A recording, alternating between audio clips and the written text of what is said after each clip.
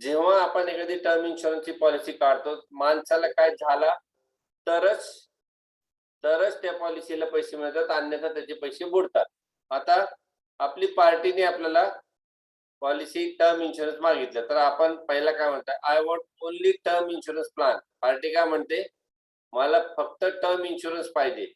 आता हे आपण काय म्हणतो, yes sir, we have term insurance plans in 3 different variants. म्हणजे आम्ही 3 प्रकारे तुम्हाला टर्म इन्शुरन्स प्लॅन देतो. 10 कोटीचा जर तुम्ही विमा काढलाय, इथे आपण आता आपल्या पेनचा वापर करू. तुम्ही जर 10 कोटीचा विमा काढला 35 वर्षासाठी, तर डेथ क्लेम किती मिळणार? 10 कोटी. पण मॅच्युरिटीला काय मिळणार? 0. बरोबर, हे सगळ्यांना माहिती आहे ना? ओके. आता दुसरा आमच्याकडे टाईप आहे 10 कोटी, 35 वर्षाचा प्लॅन, 10 कोटी डेथ क्लेम, पण रिटर्न ऑफ प्रीमियम पेड. म्हणजे तुम्ही जेवढे पैसे भरले ते आम्ही सगळे परत देणार. आणि तिसरा प्रकार काय आहे, 10 कोटीची रिस्क कव्हर, 35 वर्षाचा टर्म, डेथ क्लेम झाला तर 10 कोटी, आणि जिवंत राहिला तर गेट 10 कोटी रुपये. लक्षात आलं का?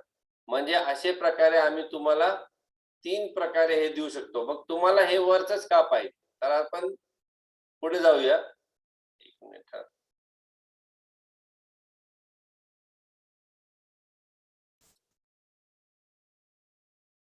नोटेशन्स. तर टर्म इन्शुरन्स पॉलिसीचा काय प्रॉब्लेम आहे तुम्हाला सांगतो. Term insurance product showed the highest rate of lapse with respect to both number and premium. म्हणजे LIC मध्ये किंवा कुठली जगातली कुठली कंपनीमध्ये कुणी टर्म इन्शुरन्स काढला तर 2-4 वर्ष तो माणूस पैसे भरतो आणि नंतर तो टर्म इन्शुरन्सचा हप्ता भरायचा बंद करतो. का?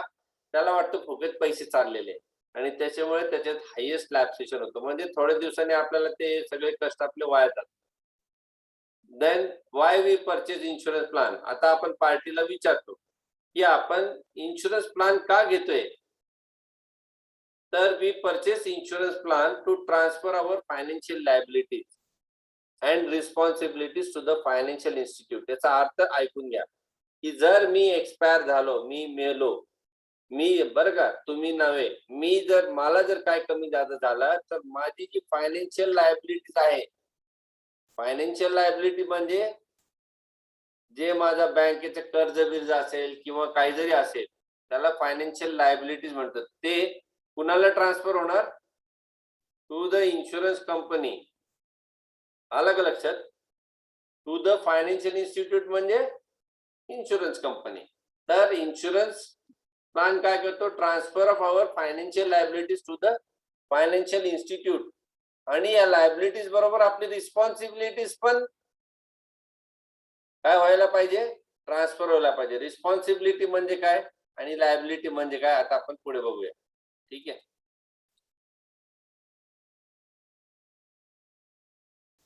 तर हे बघा, जेव्हा मी जिवंत आहे, ठीक आहे,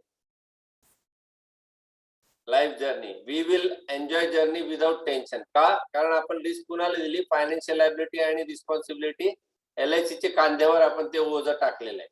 आता इथे काय म्हणतात, but term plan covers only individual financial liabilities, not a financial responsibility. म्हणजे काय की LIC कुठलाही टर्म, कुठली कंपनीचा तुम्ही टर्म इन्शुरन्स घेतला तर त्यांनी फक्त तुमची फायनान्शियल लायबिलिटीज कव्हर होते. उदाहरणार्थ तुम्ही घरासाठी लोन घेतलाय किंवा गाडीसाठी लोन घेतलंय, हे सगळं घेतलंय, तर तुमचा आर्थिक देणी, तुमचा आर्थिक नुकसान जे झाला किंवा तुमच्या डोक्यावर जे ओझं होतं, बँकेचं कर्ज अमुक तमुक, त्याच्यासाठी तुम्ही लोन घेता term insurance.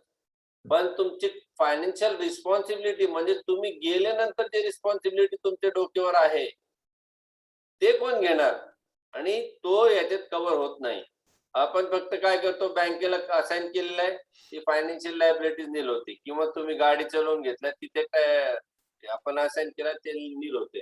But what about financial responsibilities? Responsibilities म्हणजे तुम्ही गेला, तुमची मुलींचं लग्न राहिलंय, तुमच्या मुलांचं शिक्षण राहिलेलं आहे, तुमची बायकोचा म्हातारपण आहे, या सगळ्या गोष्टीचा हे पण आपली रिस्पॉन्सिबिलिटीज आहे. पहिली जी होती ती लायबिलिटी होती. म्हणजे काय? की तुम्ही जे खर्च केलेला आहे, कट झाला का माझं स्क्रीन? माझं स्क्रीन दिसतोय का? दिसतंय दिसतंय, हा ठीक आहे. मला ओके ओके. तर so first we should understand what is financial liability and what is financial responsibility. आता इथे एकदम सिंपल दिसतंय की लायबिलिटी म्हणजे काय? ओझा म्हणजे housing loan, personal loan, educational loan, mortgage loan etcetera. आणि रिस्पॉन्सिबिलिटी मध्ये काय? Children's education, child marriage, retirement planning etcetera. म्हणजे आपण टर्म इन्शुरन्स मध्ये या लायबिलिटीसाठी माणूस काय करतो, आज सध्याच्या काळात आपण बँकेचं लोन घेतलंय म्हणून आपण काय करतो, हाऊसिंग लोन घेतलं म्हणून तेवढा विमा घेतो, एखादा पर्सनल लोन घेतला त्याच्यासाठी लोन घेतो, आपला विमा घेतो, एज्युकेशन लोन घेतलं तेवढा विमा घेतो, मॉर्गेज लोन घेतलाय तेवढा आपण हे घेतो. आता रिस्पॉन्सिबिलिटीचं काय? आपण गेलो तर हे सगळी लायबिलिटीजचं काम होऊन जाईल, पण आपण गेल्यानंतर मुलांचं शिक्षण, आपल्या मुलांचं मॅरेज आणि आपले बायकोचं रिटायरमेंट हे सगळं कोण बघणार? आणि ते तर जगणार आहे ना आपल्या मागे. आणि मग त्यांची जी रिस्पॉन्सिबिलिटी ते पण आपल्या डोक्यावर आहे. आणि buying only term plan means making half provision. म्हणजे तुम्ही फक्त टर्म प्लॅन घेताय तर तुम्ही निम्मच काम करताय. आणि therefore we know India better, like LIC comes up with 2 unique term plans with combination. मग आपण जे म्हणलो होतो, आपण शिकलो हे ऑलरेडी, की फक्त टर्म प्लॅन घेतला 10 कोटीचा, 3,20,000 रुपये तुम्ही भरताय आणि टोटल 1,12,00,000 रुपये तुम्ही 35 वर्षात भरताय आणि तुम्हाला पैसे मिळतात किती? 0. दिसतंय का सगळ्यांना? हा 0. आणि पण काय झालं तर 10 कोटी मिळणार, अन्यथा काय नाही मिळणार. आणि दुसऱ्यामध्ये आपण काय म्हणतोय, दुसरा प्लॅन आपण बघितलं होतं की आपण जेवढे पैसे भरले, इथे आपल्याला दिसेल आता,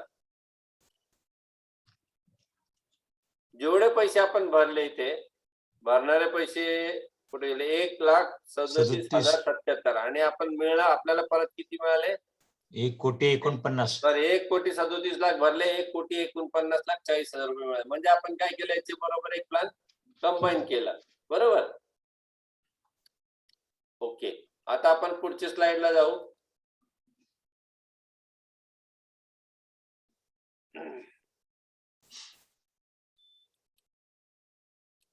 इथे आपण काय केलं, जे आपण भरलंय तेवढे आपण पैसे पण घेतो, मग काहीतरी रिटर्न पण घेतो. आता हे आपण कॉम्बिनेशन नाही शिकत बसणार, आपण सगळं शिकलेलं आहे. आणि मग आपल्याला पार्टीला 2 प्लॅन देऊ शकतो आपण, याच्या बरोबर आनंद देऊ शकतो, उमंग देऊ शकतो. म्हणजे तुम्हाला पैसे तर देणारच, शिवाय तुमची बायकोची पेन्शन चालू ठेवणार. म्हणजे तुमचे सगळे लायबिलिटीज बरोबर जे तुमची रिस्पॉन्सिबिलिटीज आहे ते सुद्धा आम्ही पूर्ण आमच्या पदरात घेणार आणि तुमच्या फॅमिलीला आम्ही त्याच्यातनं मुक्त करणार.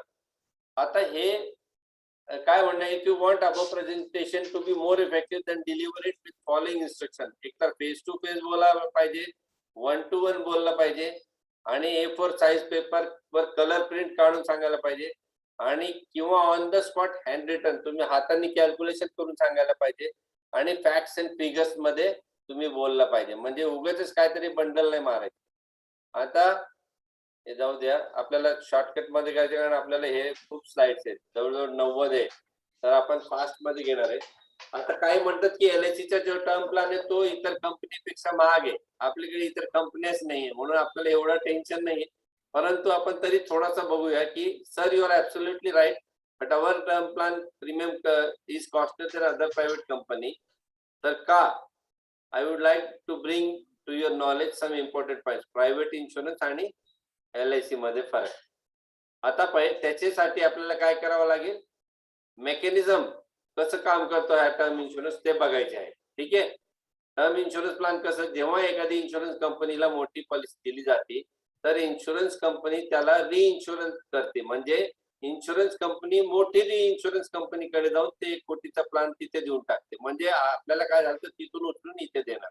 मग आपण जसं दुकानदार काय करतो, होलसेलर कडनं घेऊन आपल्याला देतो, तसंच आपण काय करतो, रिइन्शुरन्स कंपनीकडनं तुमचा इन्शुरन्स काढून तुम्हाला इन्शुरन्स देतो. मग रिइन्शुरन्स कंपनी जे आहे ते काय करतात, ते कुठली कंपनी जगात, स्विस रे, एस, टेम्पेस्ट, एज ऍग्रो वगैरे वगैरे अशी मोठमोठी कंपनी आहे.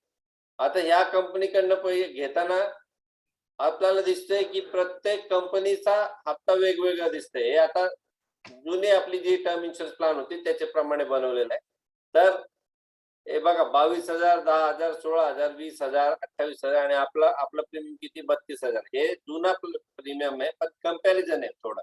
आता इथे काय होतं की जेव्हा आपण हे पॉलिसीज घेतो तेव्हा आपण या पॉलिसीमध्ये एवढी गोष्टी असते कव्हर्ड.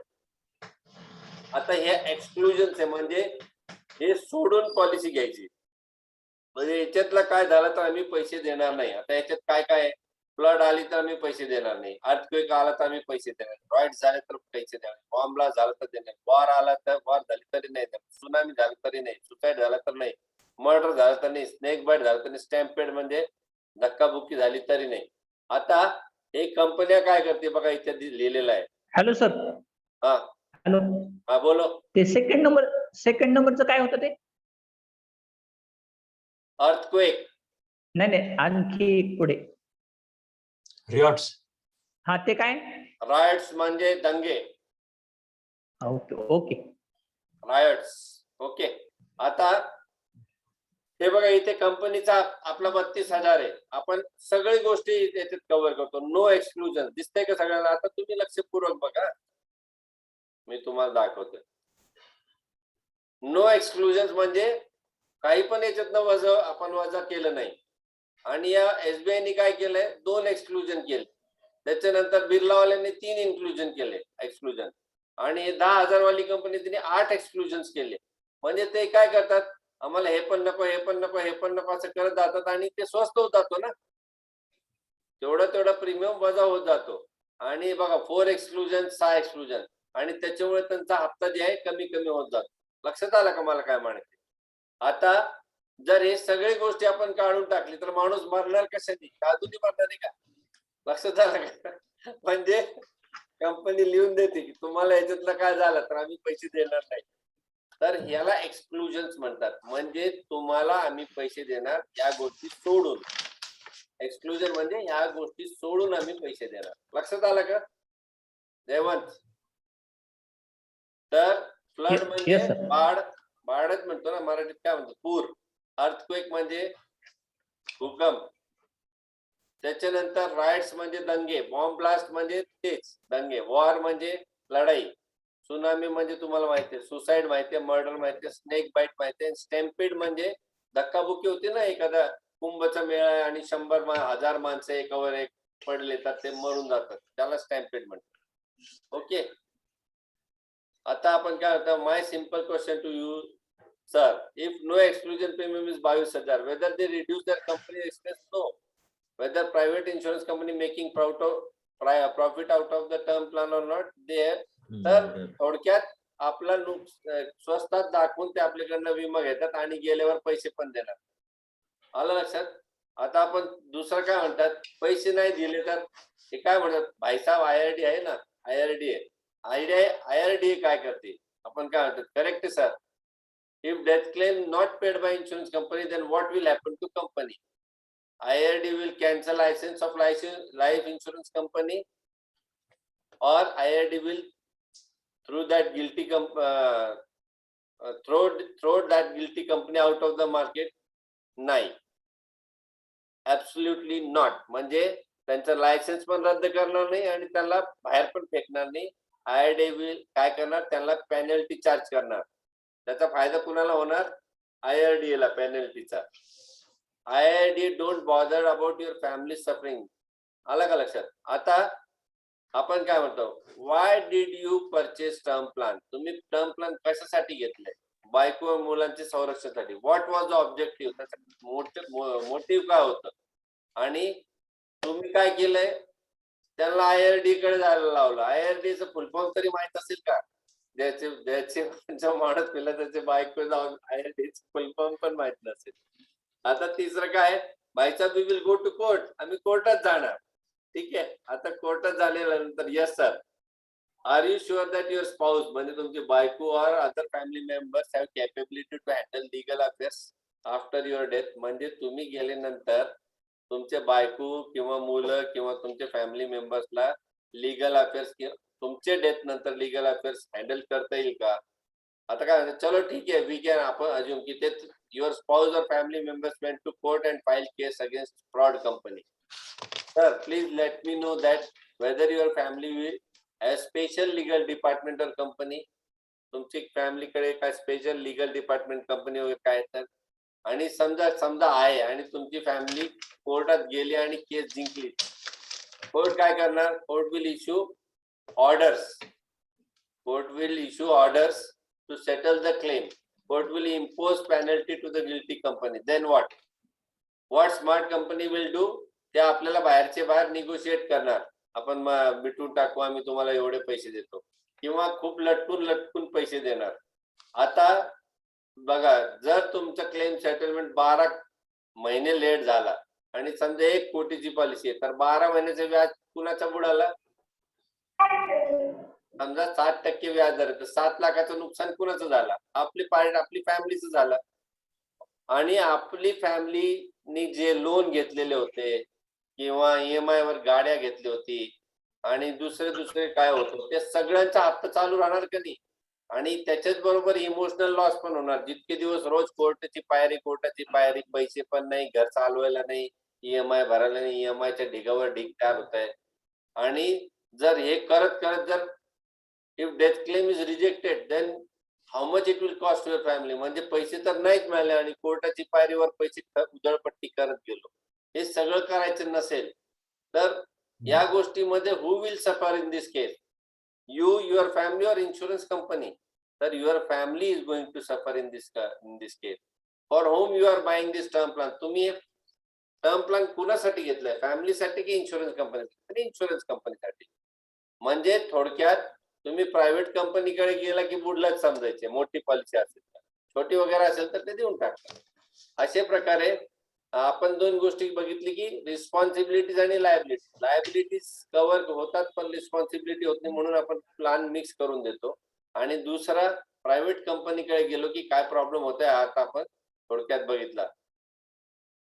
सर प्लीज, हा सर प्लीज, त्यात बरं का आपण हेमंत करकरेचं उदाहरण देऊ शकतो ना? देऊ शकतो ना.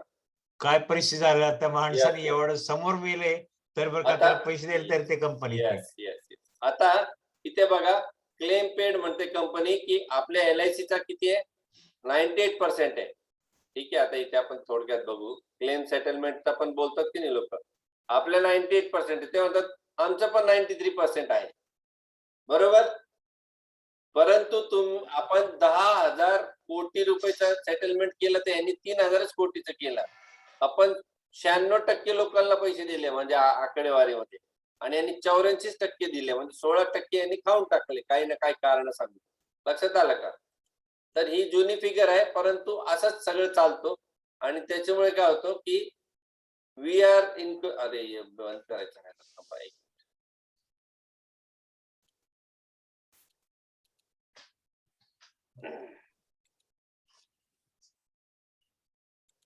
तर we are in conclusion that they settle claim small amounts of death claims and try to postpone or reject high amount sum assured. आणि तर तुम्ही स्वतः डिसाइड करा की बेटर इन्शुरन्स प्रपोजल कुठला आहे. म्हणजे तुम्ही LIC कडनं घ्यायचे की प्रायव्हेट कंपनीकडनं घ्यायचे, तर तिथे लॉसच होतो. आणि आमच्याकडे पण घेतलं तर तिन्ही प्रकारमध्ये टर्म इन्शुरन्स न घेता तुम्ही मिक्स प्लॅन घ्या, आम्ही तुम्हाला समजून सांगतो. अशा प्रकारे आपण आपल्या या टर्म प्लॅन मध्ये एक्सप्लेनेशन देतो. आणि इथे पण अजून आहे की ऑनलाईन LIC चा प्लॅन स्वस्त आहे. मग आपण तिथे काय म्हणतो माहितीये का, की आम्ही तुम्हाला अप्रिशिएट करतो की तुम्ही टेक्नोसेव्ही आहे, तुम्ही ऑनलाईन टर्म प्लॅन घेऊ शकताय. पण तुमचे फॅमिली मेंबर, तुम्हाला काय झालं तर तुमचे फॅमिली मेंबरला माहिती का कुठे जायचे, कुठे डेथ क्लेमचा सबमिशन करायचे. आणि हा प्लॅन जो आहे term plan is user based असेल, म्हणजे जेव्हा तुम्ही गेल्यानंतर तो ऍक्टिव्हेट होतो प्लॅन. म्हणजे तुम्ही नसताना तुमच्या फॅमिलीला युजर बेस्ड आहे, म्हणजे त्यांना त्याचा वापर करायचा. आणि त्यांना जर पैसे मिळवायला त्रास होणार असेल तर मग त्याचा उपयोग काय. ओके, युजर बेस्ड असेल तर आपण सोडून देऊ. आणि मग आपण समजा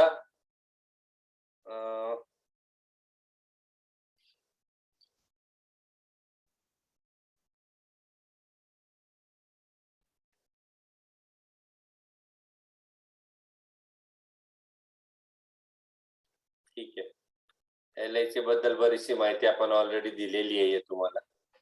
LICचा 3 टायर प्लॅन असतो. 3 टायर प्रोटेक्शन म्हणजे सोव्हरेन गॅरंटी असते, सॉल्व्हन्सी मार्जिन असते आणि रीइन्शुरन्स असते. सोव्हरेन गॅरंटी हे सगळ्यांना माहिती, सेक्शन 37. आपण पैसे कुणाच्याही बुडू देत नाही, भारत सरकार त्याची हमी देते. सॉल्व्हन्सी मार्जिनचा अर्थ काय आहे की आपण 1.5 जे काय आपली लायबिलिटीज आहे, LIC maintains a solvency margin of 1.55%, that is our asset are 1.55 times of our liabilities.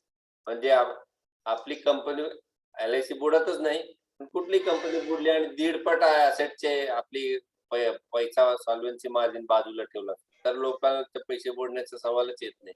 आणि रीइन्शुरन्स मध्ये आपण खूप मोठी कंपनीकडनं रीइन्शुरन्स विकत घेतो, त्याच्यामुळे ते आपले पैसे बुडण्याचा काही पण कारण नाहीये.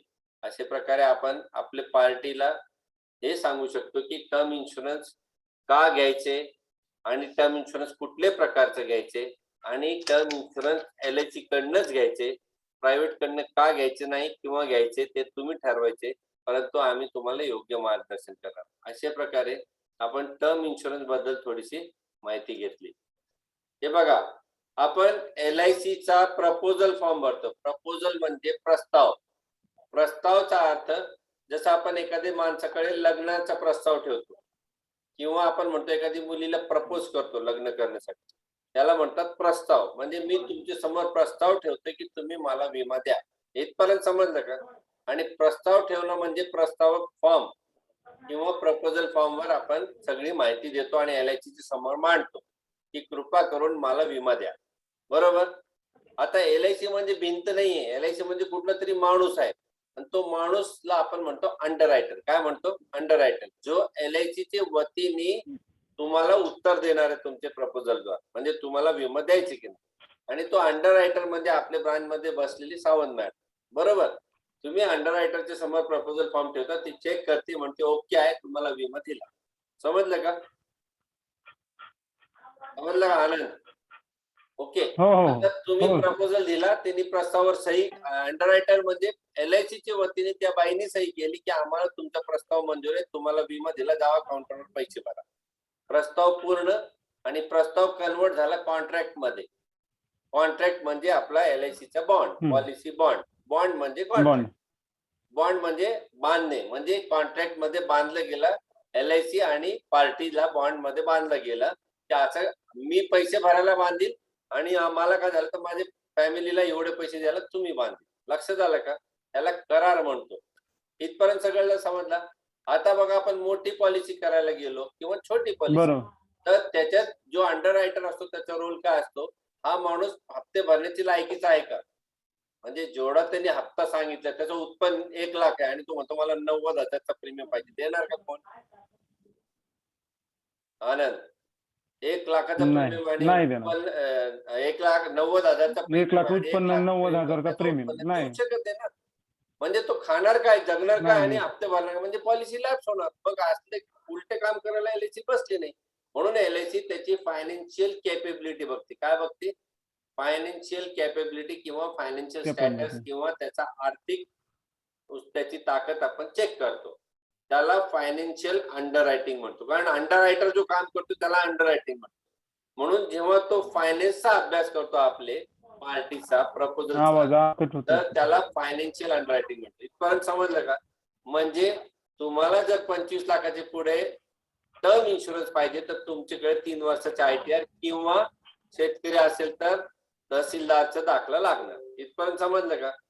परंतु जर तुमचा व्हॉट यू कॉल, तुम्ही टर्म इन्शुरन्स घेत नाही, इतर प्लॅन घेतले तर 50 लाखाचे नंतर आम्ही तुम्हाला IT रिटर्न मागतो. लक्षात आलं का? जयवंत निंबाळकर, माईक ऑन करो. जयवंत, लक्षात आलं का? हा सर. नॉर्मल केस मध्ये म्हणजे टर्म इन्शुरन्सला 25 लाखाचे पुढे 3 वर्षाचा ITR आणि रेग्युलर पॉलिसी मध्ये 50 लाखाचे पुढे 3 वर्षाचा ITR. इथपर्यंत समजलं का? म्हणून ज्या लोकांनी आजपर्यंत 50 लाख क्रॉस नाही केला त्याला IT रिटर्न कशाला लागतो हे अजून माहित नाही. आणि ज्या लोकांनी 25 लाखाचे पुढे टर्म इन्शुरन्स केला नाही त्याला IT रिटर्न का लागतो हे माहित नाही. तुम्ही जेव्हा एक करणार तेव्हा तुम्हाला त्याचा अनुभव येणार. इथपर्यंत समजलं का? समजलं? हो सर. हो हो हो आता दुसरी गोष्ट याच्याच बरोबर येते मेडिकल अंडररायटिंग. मेडिकल अंडररायटिंग म्हणजे काय? मेडिकल अंडररायटिंगचा अर्थ आहे की तुम्ही मेडिकली फिट आहे का? म्हणजे तुम्ही तुटलेली गाडी आणली आणि इन्शुरन्स घेतला आणि मग शोरूमला घेऊन जाऊन त्याचा रिपेअर करत बसतो, असं होत नाही. तुमची गाडी नवी कोरी असेल तरच आम्ही विमा काढणार. तुटलेली गाडीचा विमा काढून LIC ला का बुडायचे का? LIC मध्ये कुठलीही विमा कंपनीला बुडायचं नाही. म्हणून ही गाडी ओके आहे, याचा विमा घ्या. मागे पुढे याला काय झालं तर आम्ही त्याला बघून घेऊ. पासिंगच होणार नाही ते गाडी. आलं लक्षात? म्हणून आपण अगोदर त्याची बॉडी परफेक्ट आहे की नाही चेक करतो. याच्यासाठी जसं जसं विम्याचा साईज वाढतो आपली टेस्ट वाढत जाते, कारण LIC ची रिस्क वाढत चालली. LIC ची रिस्क कशी वाढते?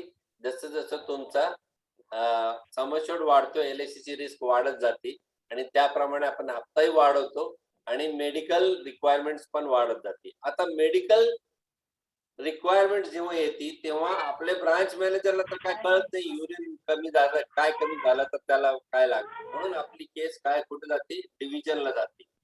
डिव्हिजनचे पॅनलवर भरपूर मोठमोठे डॉक्टर्स आहेत. ते डिव्हिजनला एक अल्टरनेट डेला किंवा रोज व्हिजिट करतात. आपल्या त्यांच्या टेबल खुर्ची मांडलेली असते तिथे ते पडून असतात, ते येतात, ते चेक करतात. हा, या माणसाचा हे थोडा वाढलेला आहे, हे थोडा कमी झालेला आहे, याला पॉलिसी देणं LIC साठी धोकादायक आहे. लक्षात आलं का आनंद? मग आता त्यांनी धोका किती आहे? एवढा धोका, एवढा धोका, एवढा धोका, एवढा धोका आणि एवढा धोका असं सांग. जेव्हा तो धोक्याचा साईज सांगतो तेव्हा आपण LIC म्हणते क्लास 1 एक्स्ट्रा लावा, क्लास 2 एक्स्ट्रा लावा, क्लास 3 एक्स्ट्रा लावा, क्लास 4 एक्स्ट्रा लावा, क्लास 5 एक्स्ट्रा. लक्षात आलं का? म्हणजे हा माणूस किती धोकादायक आहे विमा घेण्यासाठी आपल्यासाठी, त्याप्रमाणे आपण त्याचा विमाचा हप्ता वाढवतो. म्हणजे तो माणूस जर जास्त वेळ जगला नाही तर आपल्याला परवडणार नाही. म्हणून आपण काय करतो, असे सगळे आजारी लोकांच्या हप्त्यामध्ये वाढ करतो. समजा 100 आजारी माणसं आहेत आणि त्यांच्या सगळ्यांचा हप्ता वाढवला, त्याच्यातला एक दगवलं तर ते जे वाढवलेला हप्ते हे या माणसाचे याला कव्हर होऊन जातो. लक्षात आलं का मला काय? त्याच्यासाठी LIC काय करते? एक्स्ट्रा प्रीमियम लावते. समजलं आता? आता हा जो डॉक्टर आहे जो आपल्याला हे सगळं सांगतो तो आहे मेडिकल अंडररायटर. आलं का लक्षात? आणि जो आपला फायनान्शियल अंडररायटर आहे तो बघतो की त्याची ताकद फायनान्शियली परफेक्ट आहे की नाही. तो LIC चा माणूस बघतो आणि मेडिकल अंडररायटिंग डॉक्टर येतो, ते चेक करतो आणि आपल्याला सांगतो हे आपल्यासाठी चांगलं आहे, LIC साठी फायद्याचं आहे की नुकसानचं. आलं का लक्षात? उदाहरणार्थ एखाद्या माणसाचा BP जास्त आहे आणि त्याचा ECG खराब दिसतोय तर याला हार्ट अटॅकची भीती आहे, तर याला पुढचे 10 वर्षात 15 वर्षात याला हार्ट अटॅक येऊ शकतो. आणि जर 10 वर्षाची पॉलिसी काढली म्हणजे रिस्क कमी आहे, पण त्यांनी 25 वर्षाची पॉलिसी काढली तर रिस्क जास्त आहे, कारण हप्ता कमी भरणार, पॉलिसी मोठी होणार आणि हे तेवढं वर्ष जगणार नाही. मग LIC काय करते? त्या गोष्टीला तो डॉक्टर म्हणतो याला हप्ता तुम्ही जर पॉलिसी दिली तर तुम्ही तोट्यात जाणार, कारण तुम्ही प्रीमियम घेणार त्याच्याकडे 3 लाख रुपये आणि त्याला देणार तुम्ही 80 लाख रुपये, तर तुम्ही पॉलिसी करू नका. मग आपण काय म्हणतो? पॉलिसी. लक्षात आलं का? अशा प्रकारे आपले इन्शुरन्स कंपनी काम करते. समजलं का सगळ्यांना? सगळ्याला समजलं का? हा, तर आता तुम्ही मला आता प्रश्न विचारा जर तुमच्या डोक्यात काय प्रश्न आहे. आता मी तुम्हाला ही सगळी वर्किंग का सांगतोय? कागदपत्र LIC का मागते तुला तुमचे ग्राहकाला सांगायला सोपं जातो, नाही तर पार्टी म्हणते कशाला एवढे कागद मागवत आहे. मग तुम्हाला ही सगळी रचना माहित असेल तुम्ही त्याला व्यवस्थित सांगू. आणि दुसरी गोष्ट, जेवढे तुमची कागदपत्र थोडा पैसे मिळवायला आलं का लक्षात? तर पैसे मिळवायला जाण्यासाठी जर आपला बॅकग्राऊंड आपण क्लिअर करून ठेवलं की बाबा मी BPचा पेशंट आहे, आलं का लक्षात? मी BPचा पेशंट आहे, बरोबर आहे, मला तुम्ही असं मी सांगून दिलेलं आहे म्हणून मला हार्ट अटॅक जरी आला तर तुम्ही माझ्याकडे एक्स्ट्रा पैसे घेतलेले, म्हणजे माझी बायकोला तुम्हाला पैसे द्यावेच लागतात. मग LIC अजून एक गोष्ट तुम्हाला शिकवतो की समजा एखादा माणूस आहे त्याची 9 वर्ष पॉलिसी झालेली आहे आणि तो डायबिटीजने गेला, ठीक आहे, तर LIC त्याचे इन्व्हेस्टिगेशन करत नाही. पण समजा त्यांनी 7व्या वर्षी पॉलिसी बंद पडली होती परत चालू करून घेतली तर करार रिन्यू झाला, करार तुटला होता आणि रिन्यू झाला, तिथून पासून 3 वर्षाचा जर त्याला झाला तर आम्ही इन्व्हेस्टिगेशन करणारच. आता बिचाऱ्यांनी पॉलिसी घेतली तेव्हा डायबिटीज नव्हतं, करार बंद झाला, त्यांनी रिवायवल कोटेशन तुमच्याकडनं दिला, तुम्ही नो नो नो म्हणून पैसे भरून टाकले. परंतु LIC त्याच्या घरी जाणार मग ना 3 वर्षाच्या आत त्याला काय झालं, हा त्याला डायबिटीज झालं होतं, तेव्हापासून ते खालचं त्याची जे ताकद आहे ती कमी कमी होत गेली आणि तो गेला, संपला माणूस, पैसे अडकले. समजलं का मला काय म्हणायचे? सर अजून एक छोटीशी क्वेश्चन सर. हो बोला. हो सर. तर एक माणूस बरं का पॉलिसी काढले, त्याला पैसे भरायला उशीर झाला, हा. त्याला बरं का 2, 3, 4 महिने तो दंड सकट भरलेला आहे, मग ते काय त्याला काय एक जोपर्यंत आपण पॉलिसी लॅप झाली म्हणत नाही हा तोपर्यंत त्या करार चालू ओके आहे. ओके ओके ओके म्हणजे तो आपण दंड बिंड त्याचा हप्ता मायनस करून त्याचे पैसे देतो. ठीक आहे सर. लक्षात आलं? Very best. अशा प्रकारे हे सगळं आपल्या LICचा कारोबार चालतो. आता अजून काय प्रश्न